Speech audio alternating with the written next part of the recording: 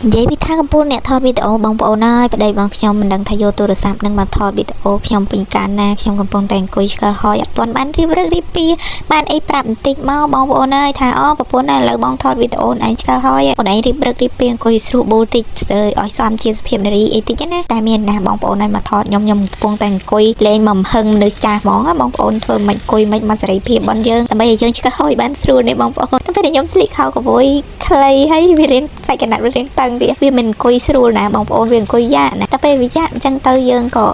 ធ្វើម៉េចយើងប្រឡែងធ្វើម៉េចឲ្យវាស្រួលសំណុកខ្លួនយើងណាហើយយើងអង្គុយលេងមកសប្បាយហើយឆ្កឹះហយនេះបងប្អូនមើលសកម្មភាពខ្ញុំឆ្កឹះហយខ្ញុំចូលចិត្តមែនទែនបងប្អូនណាដែលឃើញខ្ញុំឆ្កឹះហយនេះបងប្អូនសម័យមើលទស្សនភាពនៅស្រុកខ្មែរយើងបងប្អូនដែលធ្លាប់ដើរដកផ្សិតប៉ោះបងប្អូននៅខ្មែរប្រហែលជាមានបងប្អូនមួយចំនួនដែលគាត់ធ្លាប់ដើរដកផ្សិតប៉ោះបងប្អូននឹងដឹងហើយថាគេដកផ្សិតប៉ោះគេដកមិនគ្មានខុសគ្នាទេបងប្អូនហើយឆ្កឹះហយនេះហើយនឹងដកផ្សិតប៉ោះនៅតាមព្រៃរបស់តាមភ្នំអីនឹងអត់មានខុសគ្នាទេគ្រាន់តែថាផ្សិតប៉ោះហ្នឹងវាដុះតាមដីភ្នំអីចឹងទៅដីក្នុងព្រៃរបស់ប៉ុន្តែហយនេះគឺនៅក្នុងសមុទ្រឆ្នេរសមុទ្រនៅពេលដែលទឹកស្រកគេហេតុចឹងទៅយើងទៅឆ្កឹះមកវាឃើញចឹងឆ្កឹះហយនេះអត់ខុសពីដកផ្សិតប៉ោះទេហើយយើងឆ្កឹះរោគដូចគ្នាបងប្អូននៅពេលដែលយើងឆ្កឹះហ្នឹងវាចេញមកបើសិនជាប៉ះហ្វូងវាមួយកដប់ហ្នឹង4 5គ្រាប់4 10គ្រាប់មួយកដប់មួយកដាប់អីចឹងទៅតែបើថាអត់សូវប៉ះហ្វូងវាទេវាប៉ះតែមានតែវាងាប់វាស្អុយអីខ្លះចឹងទៅមានកូនមួយចឹងទៅមួយគ្រាប់2គ្រាប់3គ្រាប់អីចឹងទៅ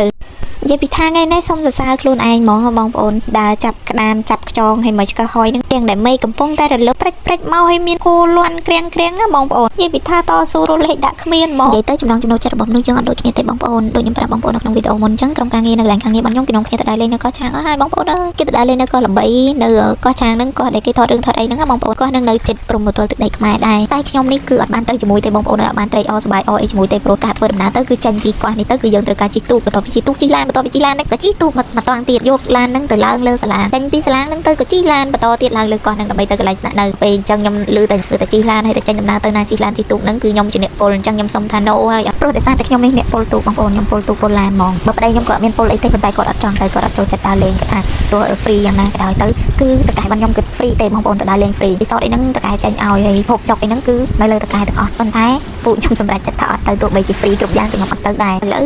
បងប្អូនយើងដែលបានទៅដើរលេងនៅកោះឆាហ្នឹងគាត់ក៏បានត្រឡប់មកវិញដែរបងប្អូនហើយគាត់បាននិយាយថាគ្រាន់តែការធ្វើដំណើរទៅហ្នឹងមួយថ្ងៃហើយនឹងការធ្វើដំណើរត្រឡប់មកវិញមួយថ្ងៃហើយយើងទៅស្នាក់នៅនឹងបានដើរលេងរយៈពេលតែមួយថ្ងៃទេហើយដើរលេងអត់បានពេញលេញទៀតល្វើយបងប្អូនទៅជិះឡានល្វើយមកវិញជិះឡានជិះទូកក៏ល្វើយហើយស្អែកឡើងថ្ងៃទី17ធ្វើការធម្មតាហើយថែមម៉ោងទៀតបងប្អូនអញ្ចឹងហើយខ្ញុំគិតថាខ្ញុំអត់ទៅគឺវាល្អម្យ៉ាងដែរព្រោះបើសិនជាខ្ញុំទៅប្រហែលជាបែកក្អួតពេញឡានទាំងទៅទាំងមកហើយត្រឡប់មកវិញធ្វើការអត់កើតតែខ្ញុំអត់បានទៅនេះខ្ញុំគិតថាល្អខ្ញុំនឹងអាចធ្វើការបានធម្មតា